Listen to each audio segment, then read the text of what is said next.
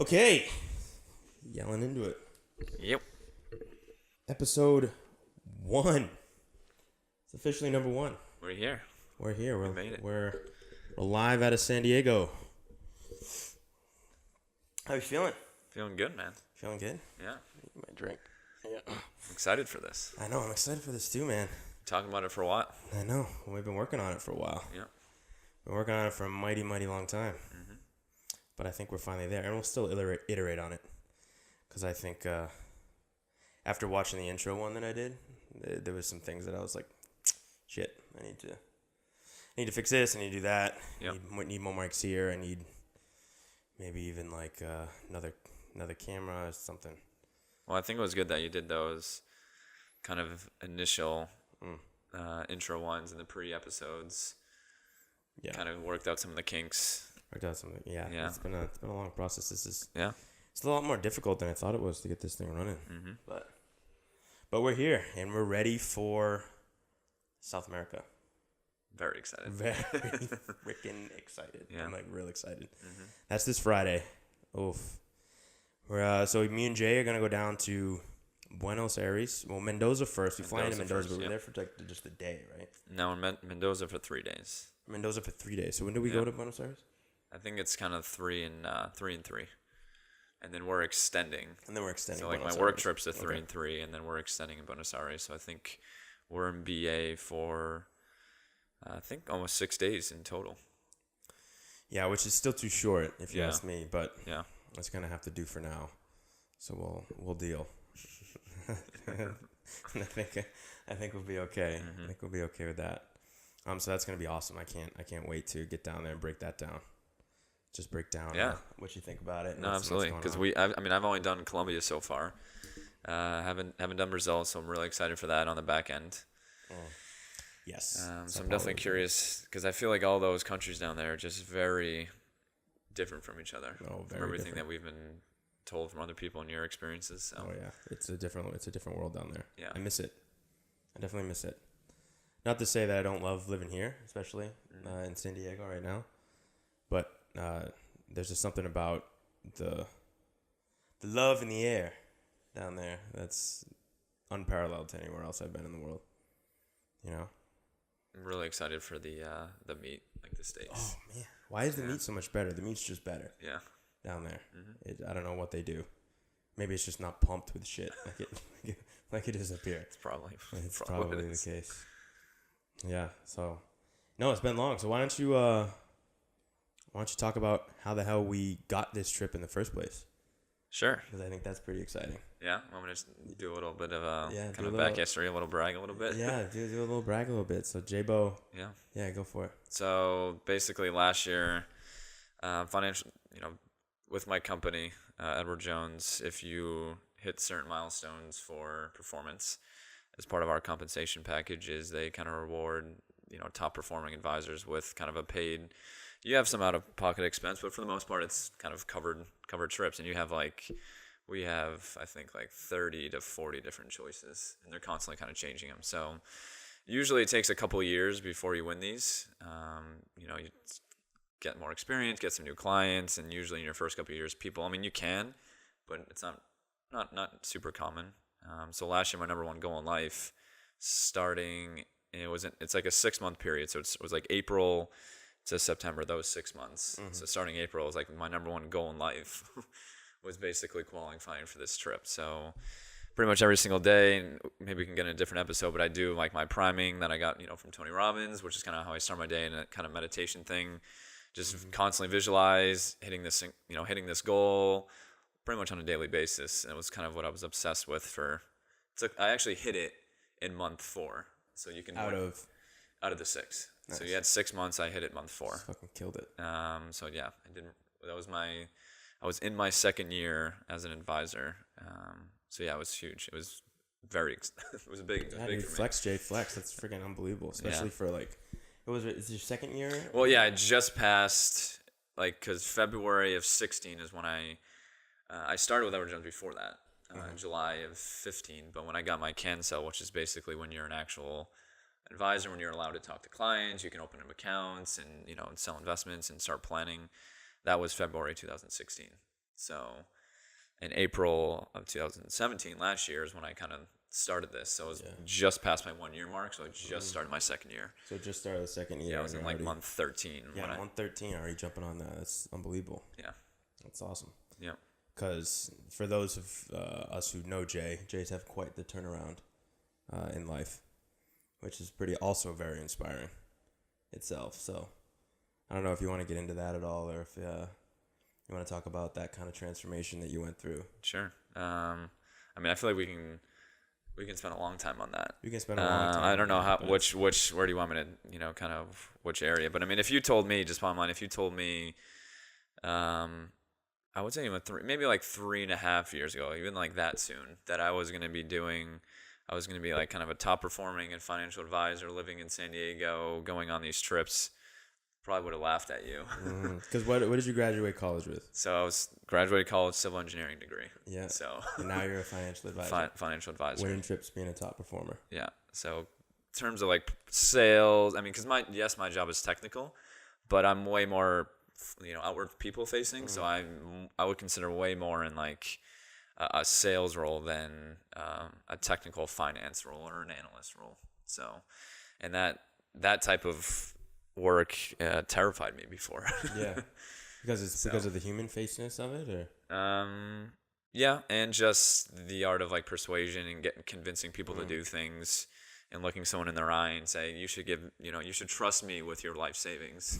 You should give me millions of your dollars, and I'm going to manage that for you. I'll do great. Yeah, if you told me I was going to be able to do that at a high level, I would have just said, no way. Yeah, it's just not possible. And not only are you doing that, now you're doing it at a high level. Right. That's pretty awesome. But so I mean, college. I mean, I was, why I even did engineering. I had no idea what I wanted to do. Good at math and science, because people, when I interview new clients, are like, "Wait, how are you an advisor if you are an engineer?" Yeah, I mean that's literally everyone asks me that, the first time I meet them. So I have like the same answer, but I mean I had no idea what I wanted to do. I was just good at math and science. Yeah. So a bunch of my friends were doing it, so I just stuck with it. I was good at it. I was like Dean's List every year. So I mean, why would you stop? We had an awesome group of friends. Yeah, we had a good, and all of our friends were in. I know Jay from college, by the way. Yeah. We were college friends. So sophomore year. I was a software engineer, and he was a civil engineer. At the same school. Yeah. And then he got out, and when we all graduated, we all got degrees. We were super seniors now. Can't forget that. We were super seniors, but that's great. because we both studied abroad. Yeah, so it was on purpose. It was the good super senior. Yeah. It was the good kind of super senior. It wasn't the bad kind of super senior. No. Not that there is a bad kind, but it's still. When I studied abroad, I just didn't. Yeah. I was more focused on learning other parts of the culture rather than actual studying computer science. Yeah. And I would say I would attribute that study abroad for me when I went to Australia for those 6 months. I think that kind of awoken something within me. You think so? Yeah, a little bit. And I think just having that experience didn't like rear its head until like later when I was a little older. But I think it like planted that seed and kind of showed me kind of what was possible, what was out there. And it was just kind of always in the back of my head after that. And that's why so basically when I got out of college, I graduated, and for people that are engineers, become a PE, professional engineer, civil engineer, you need to pass an FE, Fundamentals of Engineering exam. Very challenging test. So I passed that after college, had offers to become an engineer, but I just knew I didn't want to do that. It just sounded awful. What about it sounded awful to you? Well, I mean, there was a lot of things going on. I mean, I was just really lost at that point in my life. I had no idea what I wanted to do. Like, by the way, like just a couple inches is good. You don't want to be right in it. Yeah. I mean, literally just messing with this thing the whole time. But which I'll hear when that in post. So don't do really? that so much. Yeah. Okay. Because so it rounds with a shock mount here, and the shock mount helps some, but I'm definitely going to invest in better mics when we get back from South America. But how much are those clip ones? Huh? How much are the clip ones? Oh, like if we just sat here and talked with clips, that would sound good, but it wouldn't sound as professional as like I would get like a more of a podcasting mic. This is like a starter mic that I got to get going because my mindset was I didn't want to buy, really good mics and go down to South America and lose them. Yeah, that makes sense. So like they were like, all right, we'll do the first couple episodes with these kind of starter mics, and you can kind of hear the starter mic-ness of them, especially like in post and stuff. You'll hear a couple pops, couple clicks, and the pops really happen like when you get really close. Okay. Like the P's and stuff will kind of hurt your ears and whatever. So if you stay a couple inches away, it's usually pretty good quality. But I'll definitely invest in some better ones when we get back from South America. But makes sense. But yeah, so I'm sorry. Keep going. No, it's fine. And now I think perfect timing. I think my Postmate's getting here soon. Oh, okay. But did he text? Did they he text said it's just arriving soon. But no, I don't know. I think, what did you ask me? What did it sound awful about it? Yeah, what sounded awful about you being an engineer? So I think this is something that a lot of people like kind of struggle with. Yeah. It's like whether it's changing a job or whether it's doing something. It's like, well, cool. Yeah, I could change that. But that also sounds terrible. So. Yeah. So I think for me, it was just at that point, what was I, 24? Yeah, right around 24. Maybe 23 at that point. Yeah, when we got out of college, I think we were still 22. Yeah. I mean, I just had no clear direction of what I wanted to do. So the thought of like having to start the rest of my life, getting that full-time job, maybe having to move out on my own was just so overwhelming to me. It wasn't really necessarily the engineering. I mean, I knew I didn't like the work. It was just more of just like in general, I was like overwhelmed by life at that point. Okay. Like, 'cause like college being an adult in general? Yeah. I had a very similar experience to that. Yeah. Where like we graduated and I was so pissed that we graduated. Yeah. Like I was like, I think I was pissed because I was like, wait, I'm not ready to do adult yet. I'm not ready to do adult things. That's not what I want to do at all. And so I think that that was very scary. I think most people that get out of college, I think, feel that way. Yeah. You know, there are some people that I know, like Max Osborne, for example. There's some anomalies. Yeah, like talking to him, like he was the exact opposite. Like he was like, "Get me the fuck out of school. Like this stuff is beneath me." You know, he was like, he graduated in 3 years. Yeah, he was a little far ahead. Yeah, he was just ready to go make money. He was Yeah. like, "Fuck this! I want to go to New York and I want to make money," and which obviously respect the shit out of. That's like, I kind of wish I had that kind of growth mindset at that point, but I had kind of like more of like, no, I don't want to stop, just being free and having fun and you know all that, But in reality, you know, now that we are where we are now, the life that we have now is obviously so much better. Yeah. Cool. Let's take a break for a second. Yeah. All right. We back. We back. Had to get some food in me. I had to get some food, take a piss break, you know, all the rookies. But so what were we getting to? Well, we were just saying, like, after school, me particularly, but in general, you know, I just was terrified of kind of taking that, basically leaving college and having to get that full-time job and living on your own and just taking that next step in your life. Which I think a lot of people can relate to. Yeah. Yeah. I mean, it terrified me. Yeah, of course. Because I actually had a belief at the time that my best, which is crazy now, but at the time it was what I truly believed. I thought my best years of my life were already over. Oh, yeah. And that when you believe that, not think that, but when you believe that deep down, I mean, that was painful.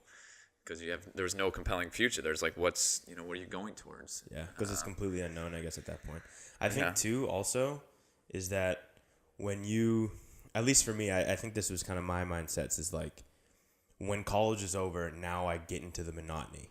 So now I get into this job that I'll have the rest of my life, and then I start a family, wife and kids. And when I'm a 22-year-old boy, because you're a boy when you're 22, that's kind of what I thought. Right, and that fucking petrified me. I didn't want that. I didn't want anything to do with that. It was like, God damn, that sounds terrible. And you know, especially at that same point, my parents are going through a divorce, so I saw all the negative, I think, aspects of that failing. Not failing, but of that kind of like dream or thought process kind of just, you know, diminish and dwindle. It's like, well, I did all this, I did all that, and then with my dad being bitter about it for so long, it was like, you just saw it kind of blow up, and it's like, I want nothing to do with that. So like my thought was like, looking at it, it's like, that looks like awful. Yeah. Like, I don't want to do this, and so is this what I got to do now? You know? Yeah. So yeah, no, I think a lot of people can relate to it, but yeah. So, so for me, I think I had mentioned, like, I'd passed the test, had the job offers. But the main reason why I wanted, I mean, there was a few reasons why I wanted the Army. I mean, I was always kind of like compelled to. Yeah. So wait, I don't think we've said that yet. But so Okay. you didn't go right into financial advising right No. after. You actually graduated, realized you didn't want a job, Yep. or you didn't want to be an engineer, Mm-hmm. and then instead enlisted in the Army. Yep. Yep. Yeah. So I think because we graduated in like December, so it was like that extra semester, and then I took that test in like February, I think, or PE, March. The FE. engineers. Yeah. FE. Yeah, FE passed that, and then like it was that summer I was interviewing, and that summer is when I realized I didn't want to do that. And then in this like August, I think I signed the contract, but I didn't leave until February the following year To be in the Army. to be in the Army, to enlist. Yeah, but I mean, when I was telling you before when I was eating, Yeah. I mean, the truth is, and it's kind of embarrassing. I don't always tell it, but the reality is, the Army to me was very appealing because I didn't have to make any decisions. They were going to tell me what to do every day, what to wear. I was just follow. And at that point, I was very good at following. And the thought of leading or taking charge of my life was very overwhelming, very scary, very foreign to me. So I just didn't want to do it. So people thought like, oh, the Army, that's so hard. Where I was like, it's easy. I mean, I wasn't in as good a shape now, but I was in pretty good shape. I started training, so I thought the physical would be okay. And if you just, and being an engineer, like if you just told me like how to solve a problem or like you follow the equation, I could do that. I was really good at that. Yeah. I wouldn't have to take ownership over anything. And then the decision between going enlisted and officer, because I had a degree, so I would say most people, if they have a degree, are going to go officer. Yeah. Very few people, I would say, would do what I did. And I tell people all the reasons. I mean, it is true that they pay back my student loans by doing that. They wouldn't do that if I was an officer. You get to pick your job as enlisted where you don't have to do that as an officer. But the main reason, it was just and I wasn't like aware of this at the time, but it was just, that was too overwhelming and scary. It didn't feel good. So I just like rationalized ways not to do that. Yeah. Because the thought of leading people, I was just so lost, so insecure, so not confident in myself. I was like, why would anyone ever want to? I couldn't do that. Why would anyone willingly put themselves in a position to lead people? Yeah. So I mean, that was the main reason, and ultimately I'm very, very happy that I went in. I had a great 4 years, had a great experience in the Army, in the military. I really don't have a whole lot of bad things to say. I had a great. It was exactly what I needed to do. I could never, with where I'm at now, there was no way I would ever be able to go through that again. Yeah. It's kind of like basically just turning off kind of your brain and just kind of being, not brainwashed, that's a little dramatic, but in a sense it is, and just being that worker bee, doing exactly what you're told. And that's what I wanted at the time. Yeah. So I was able to do it, but and from that it led to that kind of awakening for me, which was, it'll be 3 years in a couple months. Well, no, actually 4 years now. 4 years, yeah. 4 years. I was gonna say I've been in San Diego long 3 time years. ago. Yeah, it's 4 years. Yeah. It's 4 years in June when I was deployed. Wow. And that's honestly that. I mean, I don't know if we need to go into this episode, but I mean, that experience is what brought us. Yeah, really that's close. what brought us to be. That's what brought us to be Basically, as close as we are. So Jay is one of my best friends now, if not my best friend. So, I mean, we are. It's a kind of a funny story. I think maybe we can dive into it a little bit. Sure. But really, what happened was we were good. We were friends in college. Yeah. We were good friends in college. I mean, yeah. we were friends enough where we were getting. But we would never apartments say we're each together. other's best friends in college. Yeah, I would never say No. your best friend. I remember I got mad at you once because you were in my speed dials and I wasn't in your speed dials. I remember that. This is back in like 2009 or whatever, and I was like, "Wait, you're in my speed dials?" You're like, "I never call you." Like, what the fuck, bro? Like, so I was like, "All right, I see where I stand now. It's cool." But and I guess like just long story short, what happened was there was a girl that happened to at that time break Jay's heart, and Jay was looking for sympathy, and not that I wasn't giving sympathy, but he was basically reaching out to all his friends, like trying to make his ex-girlfriend look like the enemy. And I was the only one that was kind of just like, no, I think she was right to do that. Yeah. And so Jay Wait, what? and so Jay would consistently come back and just be like, well, what about this? And I'd be like, well, what about this? Like, okay. And then a couple days later, well, yes, so what about this? And It's like, but I'm deployed. Yeah. I'm here. And so then at that time, it was kind of like maybe a year and a half before that is where I felt like I really went through, like, I think spiritual awakening is a dramatic word, but it was kind of just more like where you feel like you find, you know, you find a point in your life where it's okay to be comfortable with yourself, and then you start to look inward a lot more, and you start to do that. And that kind of happened to me when I was like 20, 25, 26, I want to say, and where I started to, like, just kind of do all that. I don't want to say stuff, but it's like when you start looking at awareness and you start looking at like different pathways other than, insecurity and, limiting beliefs and blame, and you start looking more inward and kind of more of this, freedom. And so when that happened, it just got to, like, Jay stopped going to all his other friends that were just giving him yes man answers, and he just kept coming to me, and eventually I think he kind of saw that I think you hated the fact that you actually agreed with me, I think, on the inside. Well, I don't think I agreed with you for a while. But towards the end of it, and then once I felt like you were ready, some of the books that I felt like have changed my life, I kind of pushed his way a little bit. And there's those 3 books. Yeah, the 3 books. What were they? The 7 Habits of Highly Effective People I read first. Yeah. And then How to Win Friends and Influence People by Dale Carnegie. And then it was Awareness by Anthony DeMello. Awareness by Anthony DeMello. And it's Awareness by Anthony DeMello that I think really changed my life. Mm-hmm. Like that one, because I think I've read all 3 of them, obviously, but I think I read the. I actually don't know. It was long ago at this point, but I think I read Awareness first, and I think that blew my brain apart. And I think, like, well, I tell people that who other friends who I've recommended to. That's the only book that I can honestly say that I read the first, and it was actually the 3rd book, so I'd already kind of going down this path a little bit. Yeah. I had no idea what that book was talking about. I mean, like, I was a smart person, and I could read the words in English, but I literally had no idea what he was talking about. Yeah. So for anybody wants to go check that out, that's a book that he didn't write. It's a transcript from his speech. So sometimes the wording can get a little confusing because it's actually like a transcript of him, like, just talking.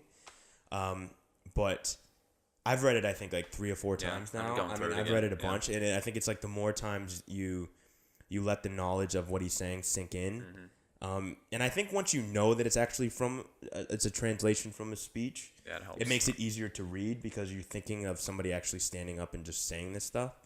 But yeah, I mean, we won't get into what that book talks about now, but that book is more or less just talking about limiting beliefs and kind of always looking inward, and it's all about, like, awareness and being the witness observer. Yes. And detaching from your thoughts, and that was so foreign. I thought I was that voice in your head, like those were, the thoughts in your head. I thought that's who I was. The things that are trying to protect you are actually not the things that are you. So that's what that. Yeah. That whole goody stuff. So that after that kind of happened, and he started looking at those things, I think that's when me and Jay really kind of became super close. Yep. So now we're travel buddies. Now we're going to South America. But yeah, so then after that, after you got undeployed, that's when you went down to San Diego. And I can remember the call like it was yesterday, where you were like, and this is what I love about this story, is that you were like, for my next point in my career, what is the direction I want to go? And your answer or your logic to that, what is the thing that scares me the most? And that was financial advisor, for a lot of different reasons. 1, you knew nothing about money. Yeah. And 2, it's completely social. I mean, there is money involved, obviously. You got to be good with, reading stocks and all that, stuff that you obviously know a lot more about than I do at this point. But it's very social. Like, you have to sell on people. You have to talk to people. You have to door knock all the time, which door knocking to me still sounds like the most miserable thing of all time. Yeah. But you do it still. Yeah, I did it today. You did it today. You're still going knocking on doors and trying to sell stuff. So I get, like, bored now. It's funny. Yeah. But the first time I knocked on the door, I was physically shaking, and I can still vividly remember it. It's crazy. But yeah, no, I mean, I got that idea from that Dale Carnegie book, a little bit from Rich Dad Poor Dad. But Rich Dad Poor Dad. Oh, what a book that is. Great book too. But then also from Robbie, because he said that he grew and evolved the most when he lived as uncomfortably as possible for a year. And I really just embodied that. I was like, wow. I'm like, I never did that. I never thought of life like that. But if I could actually implement that, not just intellectually agree with it, like if I could actually put into action that, it just, it really like excited me because I saw what was possible. So yeah, the reality was there was a couple different job offers from different companies and I had a job offer from Amazon actually in San Diego area. But yeah, ultimately the Edward Jones position literally scared me the most. It gave me I didn't sleep well. I had a lot of anxiety when I was still in the Army about it. I had no idea if I could do it. I was moving to a city I've never been before. I'd never really been to California. The only reason is basically you visited there. I visited there. Yeah, I remember this conversation too. Jay was like, "Where should I go? I can go here, here, or here." And I go there. Well, you called it Fantasyland. I call it Fantasyland because it is a Fantasyland here in San Diego. Now that I've been here for a while, there is definitely some negatives about it, but man, the positives are pretty freaking sweet. Mm-hmm. I mean, the weather's just always damn perfect. It's just relaxed. It's a relaxed atmosphere. But I think if you don't have the discipline that to really move forward, this place can really get the best of you. Well, do you remember that story that when I first moved here, the other advisor told me? Tell that. Yeah. Yeah, so this very successful advisor in this region was saying, you can't live in Pacific Beach or PB. Nobody makes it if they live there. You can't live there. He's like, because in North Park, that part of the city that I was going to be, opening my office, he's like, oh, you got to live somewhere around there. You can't live in Pacific Beach. No one makes it there. And at that, I was like, oh, man, I guess I got to, move. I got to find out. That made me a lot more anxiety. But ultimately, the last 3 years I've lived in PB, and here we are. So I mean, and I actually use that as motivation. It's like you tell me I can't be successful and live here. Like I don't think I don't think we've met. So yeah, I mean that, and I remember actually you contemplating I think I'm gonna live in North Park. I think I'm gonna do this. Yeah. I looked at apartments. Yeah, and really the only negative thing about it was the fact that it's too easy to party in Pacific Beach. And so the people that move to Pacific Beach that want to do this Edward Jones, Edward Jones, the financial advising is it's all discipline because it's relative freedom, right? Yep. But the thing is, if you don't hit numbers, you get cut. Mm-hmm. But it's basically you do your own work. Yeah, I don't have a boss. Yeah. So you just do you, and if you don't hit numbers, you're let go. Mm-hmm. So you could just go and move to Pacific Beach and just party and tell yourself you do it tomorrow, and that's how people feel. And I've seen.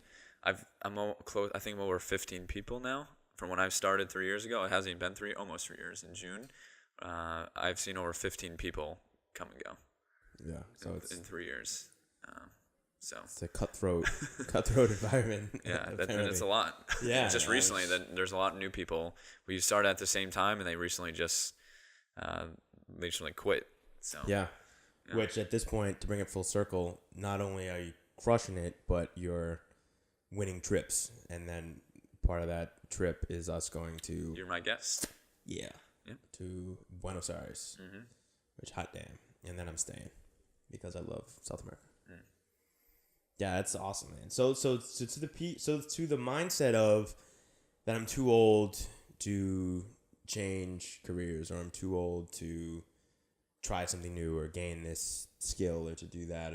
I know to some people and this probably I think goes to maybe more like 20s, 30s, and 40s.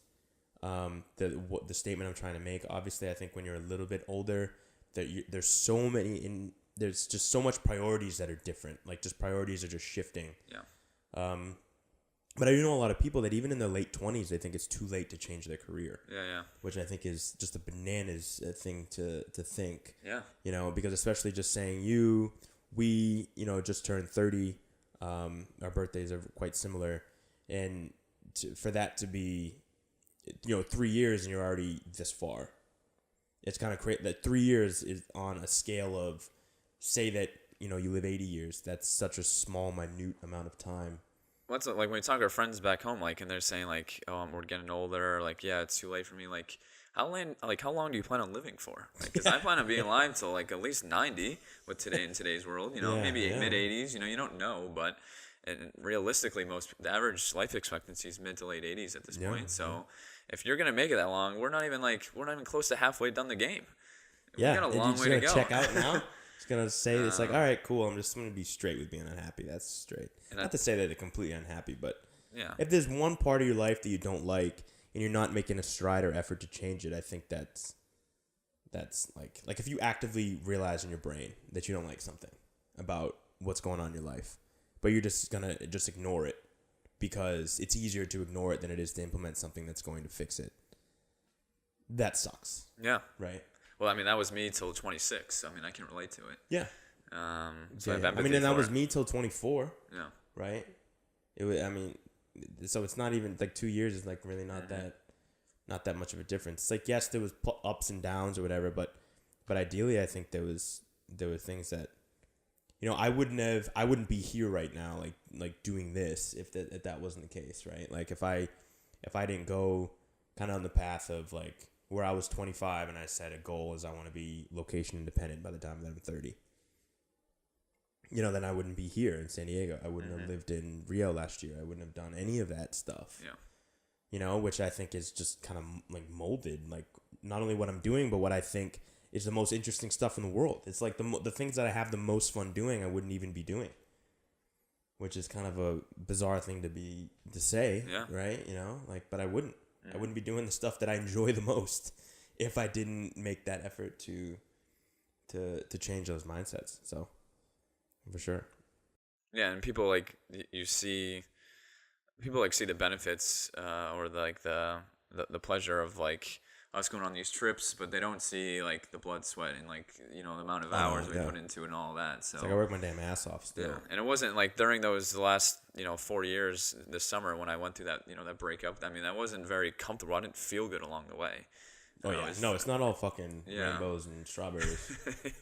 So, I mean, it was hard, and it was a lot of times. Like a lot at that point, it's still a lot of crying for me. So, we can joke about that now. Yeah, Jay's a crier. I mean, I think I probably record 30 days in a row during the deployment. Yeah, you cried every day? 30 days in a row. And then I think the book started giving me some distractions at that point. Yeah, but you didn't do it anymore. But yeah, I mean that's they're giving people an idea of what I was, what we were dealing with. But that's what we were dealing with. We were dealing with a crier. Oh man, Jay. But yeah, when's the last time you cried? I do at the Tony Robbins events I go, but I think that's that's more like an awakening cry. It's a lot. It's like a healthy emotional release, and you go into some deep emotional exercises. Like, or if you don't cry, I would be like worried. Like then you're really? Like you're cut off if you can't. You're just a sociopath. Yeah, no, honestly, cry. But in terms of just where I wasn't in control, I don't know. It's been a long time. Yeah, probably after like the last breakup. Which if you knew Jay from when I knew Jay in college, that's crazy. That's crazy to think of, and I think because there's that you can tell that story if you want, that when you came home and if you think it's relevant, yeah. That story is give people some context. Yeah, people give people context of what we're dealing with here. So, all right, we're in college and we all went out to the bars one night and we drank and we came home and I live in a house with Jay and two other guys. And we get home, and Jay is sitting in the living room in the dark, pitch black, and he's just sitting with his hands like on his thighs, like straight up, like in perfect posture, just bawling his eyes out in the pitch dark. And so I flip the light on, and there Jay is just sitting there crying, and I look at him. I just go, Jay, what are you doing? And he just goes, what? As he's trying to I think in his brain, what am I going to say to this? Because I literally have no idea. So as he's thinking of it, he says, what, like 800 times. And then he just goes, you never had a good cry before? Like 2:30 at night on, oh man, it's classic. Yeah. Classic college Jay. Mm-hmm. And blackout. If I think we did actually tell that story to people that only know you as San Diego Jay. Yeah. And they are shocked. Yeah, it's like, what? Yeah, that's you. Yeah. It's just completely different because you're just so polar opposite. Because you actually, what I see is like yourself now. So it's like. Well, that was fundamental. I mean, there's a longer story, but fundamentally, I just didn't like, for various reasons, my parents divorced, but when I was much younger, which actually had some more deep seated things, Yeah, which I didn't yeah, realize till I was much older. But yeah, fundamentally, I just didn't like who I was. I thought I was a bad person deep down. I hated myself. I thought that was like normal. Yeah, So everyone hates themselves. yeah, I mean, Yeah. it's great when I say it out loud now. It sounds crazy, but it's just that's where it was deep, like an unconscious. That was there. And now I started on the path of actually liking myself, unconditionally loving myself, which will never end. But that alone, if I could say, well, like, what's the one thing that really changed or helped me in my life? I would say just not hating myself, Yeah. and then starting to like myself. But just the not hating alone, if you could just do one thing, just not hate yourself, and that sounds crazy, but for me, that was honestly life changing because it actually felt good just to be me every single day instead of like emotionally abusing myself, which I did. Yeah, I mean, it's so easy sometimes just to beat yourself up. Yeah, and people say that all the time, but like, and this is where we really differ. Yeah. The people that know us know this, but other people might not. Like I mean, you did it on your own way, but not to the degree. Yeah, no. We found, I think, the same stuff from a different kind of low. You know, I mean, that wasn't really my low. I think I've always been kind of a guy that didn't beat himself up so much, but I had a lot of limiting beliefs. Oh yeah. And I still have a lot of things that I need to work on, but I think my mind now is just so much more open than it was before, and I think that started when I traveled, and I think, like you said, it's like that first long time away traveling, I think, is what really sparks you that this world just has way more to offer than being in the same, I think, hodunk, town that you grew up in and stay there. So I don't know if you remember I don't know when it happened. I think I was still in the Army, but it was a conversation that we were having about like what I was going to do next, or just in kind of life. And at this point, I was kind of discovering that I was kind of getting out of that life box of like go to school, get the job, get the girl, get married. All those steps you're supposed to do. And I think I was finally learning that wasn't what I wanted. yeah, And I was just kind of talking to you about it, and you're like, yeah, man, I feel the same way, because we were talking like, I don't want to stay in Boston. I don't want to do this and like follow those things. And then like once I was shared that with you, and you're like, yeah, I feel the same way. It was just very like liberating. Oh my gosh, like I'm not crazy. I'm not crazy. No, of course. And I actually said this in the intro episode, which I don't think you looked at, is like I think Boston's a great city, and if you haven't been to Boston, you should go visit it. But for me, who knows it as like a person that's just been around it far too long, it's just, it's just way too small, and it's just one of those things where it's just not a right fit for me, just as the person who I am. It's just not especially one now who has tasted a life where winter doesn't exist. To go back to where winter does exist, it seems almost absurd to go back. I mean, that's why I love California, and I go to Mammoth in the yeah. When you want winter, we you can go to winter. We have better mountains than we do back east. It's kind of like it's the best of both worlds. I mean, yeah, it's more expensive, but you get what you pay for. So yeah, that's true. Yeah, what you pay for, but not to say Boston's cheap, man. Boston's not cheap. No. I think San Diego's cheaper than Boston. Like to where I'm at now, like my apartment here, comparatively to my condo back in Boston, it's not even the same realm, but they're similar in price, which to me is bananas. But that's just the way that Boston runs. Like Boston is, it's crazy. But yeah.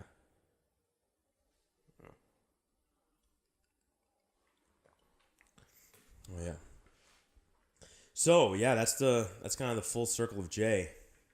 It's where he's at now, and now he's a stumbling, bumbling, traveling fool, and we're gonna go. Trying to. Yeah, we're gonna go all over this damn fucking world together.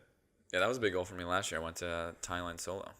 That was a huge thing going for solo me. to a spot is it's pretty damn liberating, because it's like, yeah, you can have, because I guess technically I went to Rio solo, but I knew James.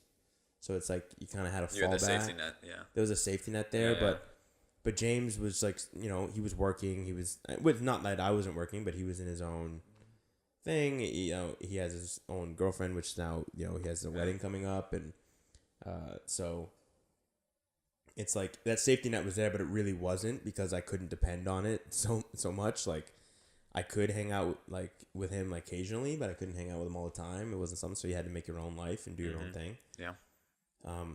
But that's something that I definitely want to I think dive into on this a lot is that being somewhere interesting for a longer period and like developing an opinion over a long period instead of just like a tourist opinion. I think a tourist opinion, while valuable, is not, I think, what most people would be looking for. You know, I mean, because it's like, oh yeah, this is fun to visit, and these are the cool spots to visit. But it's like, no, like, what's the culture? It's not the same experience when you like meet someone that brings you to underground places and like just brings you all. It's not even just the places, but just like the vibe, and you learn so much more. Yeah. Just more of that. I think that deeper, meaningful connection to wherever you are. Yeah, like even the funnest times that I've had in every country that I visited were all with locals. They were all with locals. Like, yeah, like even when we went to Colombia last year and we were in Medellin, like, you know, the funnest stuff that I had was when, you know, like I went out and I went to that kind of house party. Remember, I went to that house party that night. That well, I think I did something different that night. yeah, and like we were together, but we didn't even have to. We would go out and we just met people that we were able to go do our own thing, which is pretty freaking awesome, you know. So that's the funnest. I think that's the funnest time. And we met Dan, who's that local, and he's a fucking awesome dude. So I mean that's something maybe we can talk about, because like we can talk about traveling maybe solo or not, and we have the ability to like, you know, meet girls and show us these great experiences. But to me, that was not even in the realm of possibilities a few years back. Oh yeah. So I mean, yeah, it seems like second nature now. And when I went to Thailand, like of course I'm going to meet people. Or if we go to South America, it's like we have that, you know, ability, I would say, or that skill set. But that was probably where I brought maybe the biggest area of improvement in my life. That's a huge topic that I'll definitely dive into on this, because like traveling is great, and I think that, you know, I think everyone should travel, and I think the thing I think that gets mixed up though is that like I don't, even though I respect people that do the digital nomading thing, because I think the digital nomading culture is good, but it's like you more become a family with the people that you're digital nomading with, and then you're doing these awesome tourist stuff together at all these cool places, right? But it's not actually you getting and diving into that culture so much and really like becoming, you know, a citizen of that particular thing and learning that culture, becoming one with that culture, and then moving on. So like I think it's a different experience than what I'm looking for. Like if I'm going to a country that interests me in some way, I want to go to that country because, you know, it interests me, but to really dive into it, you need to dive in with the locals. Like you just can't be diving in with other tourists, you know, and you can't be like, I think a lot of people can do the digital nomading thing because they lack the social skills to be able to create real connections with strangers. So I think the digital nomad stuff, or just traveling a ton in general, while beneficial being a tourist, can also be an escape from a lot of things that you are, you know, like overwhelmed by. Overwhelmed by in general. Like for me, the best part about the traveling is going and actually meeting people.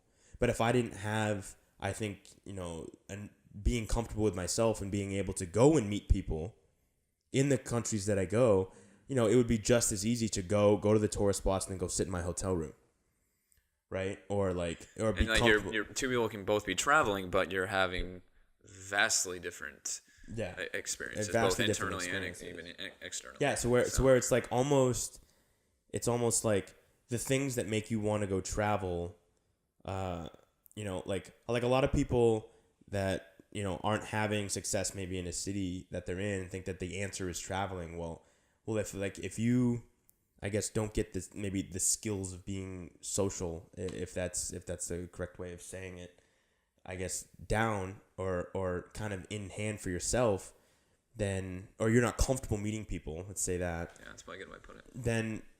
Then traveling can, like, it can be empty. It can be a kind of an empty thing, or it can be a lonely thing, you know?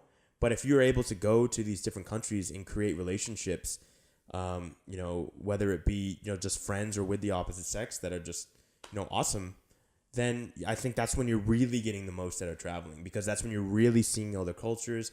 That's when you're really diving in and you're really doing authentic stuff, to where like you're seeing if that culture is a match for you, or if that culture meshes with you, or if it's like different, or if it's not, or if it's everything's a facade or whatever. And I think it's easy to just not be doing that. It's very easy to just go. No, I agree, but I think I know you're what you mean when you say it, but I think some people feel like they need that skill set before they can do that. Where I don't think that's true. I think you just need to step on a path of, I'm going to start living uncomfortably and do some things that are new to me. Yeah. And I don't need to be perfect. Yes. Actually step back from the perfectionism, which I always had. And I thought I had to be perfect to get love from like my parents and stuff like that. So actually stepping back from the need to have that skill set and just, I'm going to just, I might fuck it up or I might mess it up, but I'm just going to put myself out there. I'm going to do one thing a day that scares me. Just one thing. Yeah. And if you actually do that, if you took just that and you literally did one thing a day that scared you and you implemented that for 6 months, you would Which could be very basic stuff. Let's add very that. Small. Yeah, where it could be literally like just go talk to a stranger. I was doing very small things when I implemented that. That's literally what we wave to a stranger. Wave to a stranger. Initiate a conversation with another guy.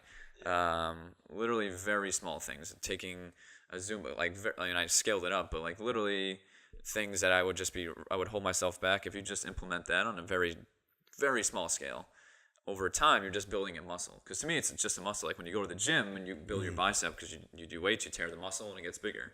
Yeah. To me, exactly. If you want to start making bigger changes in any area of your life, but if you want to do things that are uncomfortable, yes, some people will benefit by jumping head first and going drastic, but I personally, I couldn't do that. I started small, so I started doing one thing a day. Yeah, and then that one thing progressed, and now that one thing ended up being door knocking and becoming an advisor. But if I didn't do all of those hundreds and thousands of small steps before, I wouldn't have been able to take that big leap to where I'm at now. Yeah, I mean that's definitely true, but I think and that's completely true. But I think the one thing with that is that you can jump in, but it's super easy to not take action when you jump in. And I think the most important thing that I think is the takeaway from I think what we're both saying is that it's action. You got to take that action. You got to take the action of you know that you want to be better, and you just got to put that one foot in front of the other and just go do it. So it's like if you know that you're in a country and you want to authentically know the culture of that company, you have to make that effort and really take that action to meet those people. Yeah. Because it is easy to, and it's like maybe what I was saying before, the social skills aren't there yet. That's fine as long as you're taking the action. Because they'll improve everything. Exactly. Yeah, because that stuff will improve, and you'll improve it along the way, because you'll see that like, oh, okay, I got a pretty good response there, or I did that, or I said this time. It's just trial and error, iterating and keep going. Iterating and keep going. Like, when you said like something that I think early on that when I was still in the Army, and I think I got it from Liam or James, but it was like about the action, what triggered it for me. But it's like you're never take anything you need to do in life. It's like you're never gonna feel like doing it. So let your actions dictate your feelings. Don't let your feelings dictate your actions. So an example, and people are like, what do you mean? So like an example of like you want to start working out, and maybe you already have been working out, but not every day do you feel like working out or exercising. But if you take the action of exercise, you go for that run, you go to the gym and do whatever, afterwards, I think 99% of people would agree that you usually feel better after the work. Maybe not during it, whenever you're out of breath, it may hurt, but afterwards you usually feel great. You get the runner's high, you release those natural endorphins. So your actions dictated your feelings, and not maybe before you didn't feel like it, but that's not what you ever dictates your actions. Yes. So for me, I had to physically say that almost every single day. It's like I'm never going to feel like doing it, therefore I have to do it anyways. Yeah. And if you actually I don't feel like doing the laundry, but don't let those feelings dictate that action. And it sounds super basic, but if you actually say it out loud when you should be doing fill in the blank, and you just take the action, you'll probably feel better afterwards. Yeah. No. It's not complicated, but it's very challenging to do. I mean, even if it's something like approaching a stranger, and in all my experiences in approaching a stranger, even when the worst happens, and a lot of people will think that the worst is them looking at you and telling you go fuck yourself. But the worst is when they just act like you don't exist and you're not even a person. And so when that happens and they, somebody you're trying to introduce yourself to walks by you and acts like you're not even a real person, it still feels good. Like it's like it. Yes, like you'll have that like, oh, okay, woo, that sucked that they did that. But you still feel like in your brain, it's like, or in your mind, you still feel that runner's high. Mm-hmm. You still feel that runner's high. Like, well, I did it though. I wanted to do it, and I did it. Maybe I didn't do it the best, and maybe I didn't do it as efficiently as somebody else, but I did it. So then, well, yeah, it depends what your story you're telling yourself, because there's always going to be positive and negative self-fulfilling prophecies. Yeah. So if the story is I take action, therefore it's a success, and that person's going to feel good, which is therefore going to lead to more action. It's like a snowball effect. Yes. Or if the other person already deep down believed it's not going to work, and they know they're going to get rejected, and then they go get that proof, like, see, I told you I was going to get rejected, and they basically got external evidence to something they already deep down believed. Yeah. So they just have that negative self. So it depends what story. Which is the worst. Oh, yeah. Self-fulfilling prophecies are the worst. Well, no, they're not. They're agnostic to me. You can label them as good or bad. I have positive self-fulfilling. Let me rephrase what I'm saying. Yeah. Is that people that have self-fulfilling prophecies are the worst. Or not people, but like when it happens and you see it, you're like, oh. No, I'm saying I have self-fulfilling prophecies on my terms. Positive ones. Oh, yeah. So I don't think self-fulfilling prophecies are bad. It's just, are you aware of them, and are you creating them on your terms? But are you creating them positively? That's what I'm saying. Yeah. Yeah, or like, and So what I'm saying is the negative ones, negative ones that even people that I'm close with that I see that are negative self-fulfilling prophecies that are like, holy shit. It's like, oh, why does this always happen in relationships? Why do I always find these guys or these girls or fill in any negative story? Yeah, I shouldn't even talk to them because why the hell would they like me? Yeah. But something I actually got from Sasha, going back to you feel good because you take action, it was like he reframed the whole rejection. It's like there's two outcomes. It's either gonna go well when you talk to, this case was talking to girls. It was either gonna go well or it's gonna be a funny story. And I just, like you said, I took the belief that if I was taking action and I put myself out there, therefore it was a success. Would that mean it always worked? No, of course I didn't. You can't control if a girl is going to create a connection or like you or whatever. But as long as you are controlling what you can control and you're taking that action, I felt good in those moments. And therefore, because I felt good, I led to me doing more approaches, which oddly enough, if you start doing them, you actually start finding girls that like you and you start having some success and you go on dates and you start meeting. And I think it also has to do a lot with how comfortable you are in those situations. And a lot of that times it's reps in doing it. It's like being, it's being comfortable being uncomfortable. Well, cliche it sounds, but it's true. It's like that tension that people feel in doing something. It's like, it usually gets, it doesn't feel good, but then once you do it and you're in the middle of it, then it usually washes away. Mm-hmm. Right? Like I felt that, we just had one of who I would say is my best friend in the whole world, Brian, just got married, and I did the best man speech, and I felt like shit going up to that. I felt so goddamn nervous. Yeah. Right? Like I'm sitting at the table. I couldn't even. The appetizers at the cocktail hour were unbelievable. They were delicious. They were so damn good, and I couldn't have any of them because my stomach was in knots because I'm just thinking about the fact that I have to do this speech. Yeah. And I really wanted to do it without a note card because I really felt like off the cuff, and would just seem. And it was really impressive. I think it felt a lot more sincere and authentic, because I've known him forever. And he's such a good guy, and so it's like there's just so many things that you can say about him positively. Absolutely. That I'm just like, I don't need a note card to say this. I feel like this should come from the heart, and so when I when I first got up there, I was nervous for the first maybe two or three sentences. I felt like my hand was jiggling a little bit. I think I said the first thing, I didn't deliver it correctly, so I wasn't looking for a laugh, but I just didn't deliver it correctly, and whatever. But then I just kept going, and then I just got comfortable. It's like once you're up there, it's like you're in all this tension. You're feeling all this fucking negative shit, and it's like, oh my god, oh shit. But then it's like, all right, well, I'm here. I'm not dead. Okay, I'm not dead, and we're good. So it's like after that time where it just settles. It just settles, and then I was able to give what I felt was pretty good. It felt pretty good. Yeah. It felt like a pretty good speech, and I was there. I was good. yeah, and he liked it. So, and that's all that matters. And so, well, something I can go on like a minute rant real quick about that is I got it from, really from James Marshall, but I wanted to hit on why, to me, meditation and like kind of yoga is so important. The benefits of that, just real quick, I'll bring it full circle. So, but basically, when people feel those like that tension you felt, to me, like when you're doing a roller coaster, skydiving, or just anything where you kind of get that blunt, your body whatever the word, physiologically. That's what I was Physiologically. That one's a big word. But your body, big word. Your body. Big words on Health Well Self Pod. We just say all the big words. So your body responds the same way. Yeah. Your mind will label it differently.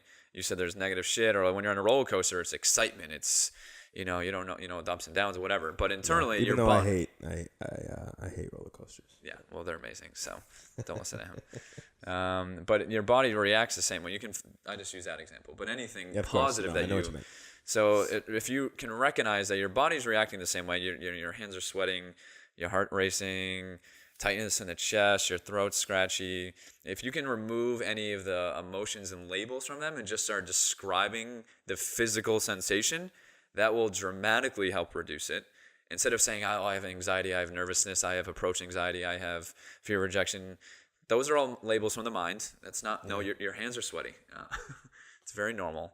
So if you can just, remove the negative labels and just objectively be aware of what's actually happening with your physical body and just kind of notice and just be like, oh, what's my feet feeling right now? Like put your attention in your feet. Yeah. And that was like the James Marshall thing. It's like get out of your head, detach from those thoughts. They're going to be there. Don't fight them.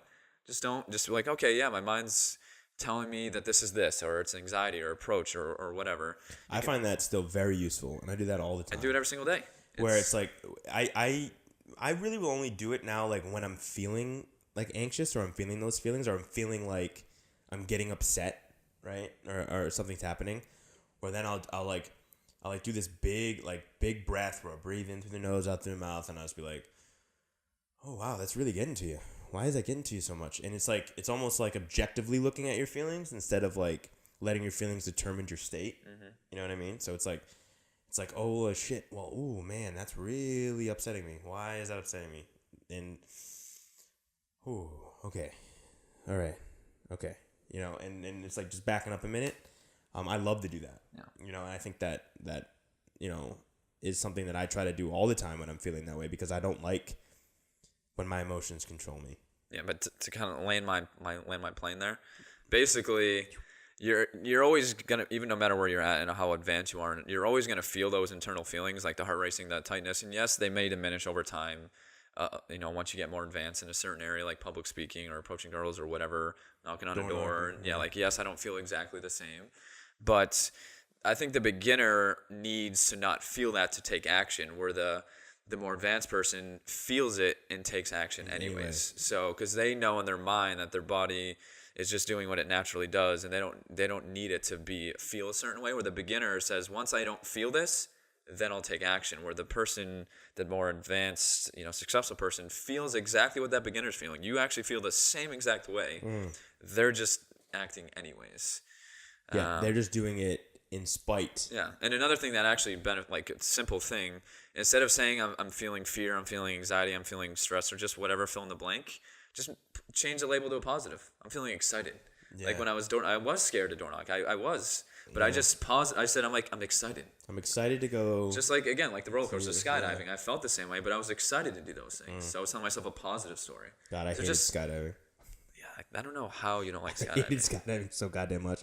I did it, and even when I was done, I landed on, okay, yep, never doing that again. You're that the was only person I've ever met. I thought it was awful. I just didn't like it. I didn't like it at all. Like, Why? even too, like I was, the chute was out, right? The chute was out. Yeah. The guy was on my back, and he's just going, and I'm still just like above, and just we're floating down, and I'm just like, God, I can't wait to get on the ground. Fucking fuck. And the guy's like, do you want to steer? And I'm like, nope. He's like, you sure? I'm like, yep.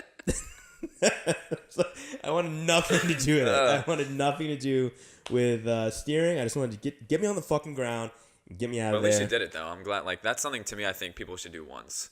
Yeah, no, I did it. And the whole time, dude, I was like shitting my pants the entire time. Like there's video of me, and it just literally, I'm like sitting there, I'm like fucking with like the imaginary beard that I had at the time. I'm like sitting there, and I'm just like, oh my god, I'm like trying to do anything but focus on the fact I'm in this rinky-dink plane about to like roll out of it for whatever reason I chose to do that. And so, yeah, that was. Yeah. When I looked at that video, I was like, I look miserable. I look like I want to die. But you did it though. I did it though, and then I rolled. I remember rolling out of that plane and dying and going down And dying. and dying and I'm dead. Yeah. And then they say like we're gonna go about for maybe 3 seconds. I think he said it's gonna be 3 seconds. Then I'm gonna tap you, and then you gotta go the whoosh. Yeah, you gotta do bring the whoosh. yeah. I was like convulsing. I forgot how. I didn't even feel him. Like Yeah. I was fucking shaking so goddamn much that like he was tapping me to do it, and I didn't even feel him because I was like shaking so much because I was convulsing because I was falling. I was free falling from 10,000 feet, and I'm like, this fucking blows. And so then Put a real bad name on skydiving, man. yeah, I mean it's not for me. I mean some people like it. I've done it 3 times. It's amazing. Highly recommend it. Yeah, no, I mean I did it once. Yeah. Do it. See how you should feel. try bungee jumping. That's scary. I try it. That's scary. I mean, I try that. I won't say that I won't because I definitely would. And like my to try it. analogies were not hitting with you tonight. Really got to pick better analogies. What? Which ones? The roller coaster and the skydiving.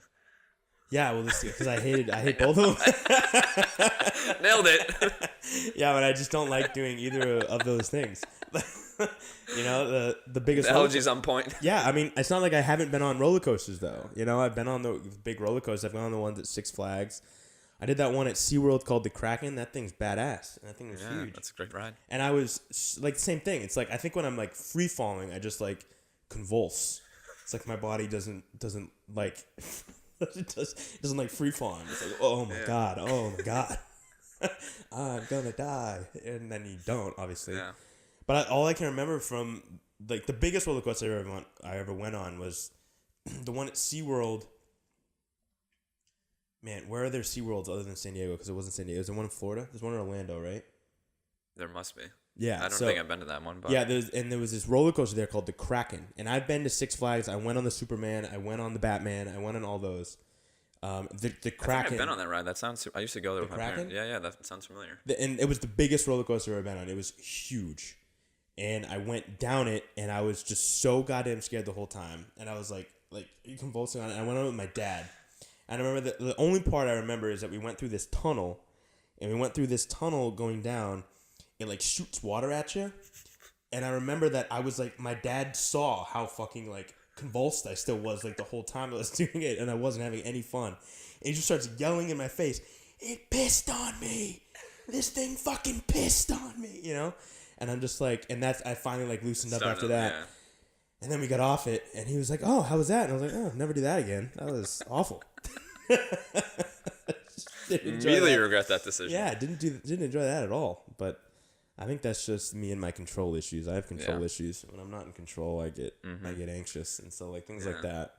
That's why I fly all the fucking time. Like I probably on a plane. The fact turbulence has been bothering me lately is I don't know what's happening, but I don't like it. Yeah, no, it's like I'm probably on a plane like once to twice a month, if not in like long ass flights too. Like I've been flying back and forth from New York, which is just not like your shit little flight. Like you're going, that's like 5-6 hours each way. 6.5 west, 5 going east. And depending on the route that it takes to avoid the storms, it's like I still like I get anxious. Any bit of turbulence, I get anxious. It's like god damn it. It's like I never get anxious, but it's like those particular situations. I get anxious in like in very like minute situations. One is plane with turbulence, and it's all they all have to do with control. Like my issue is control. Like when I just don't have control of my own shit. 2 is when I'm a passenger in a car. I am the goddamn worst in the passenger of a car. Because I just like sit there and I'll like stomp on like if I think if you're a good driver, I'm usually not that bad. But if I think you're not that good, you're not that good of a driver, I'll just act like a complete asshole. I won't say anything, but I'll sit there and I'll just tense up and I'll imaginary hit on the brake on like grabbing that thing. I'll grab the thing on the top, and it's like people that I've driven with that not that they weren't good drivers, but they just didn't drive the way that I think that I'm comfortable with. Like, which is basically everyone. Not everyone. I mean, there's a.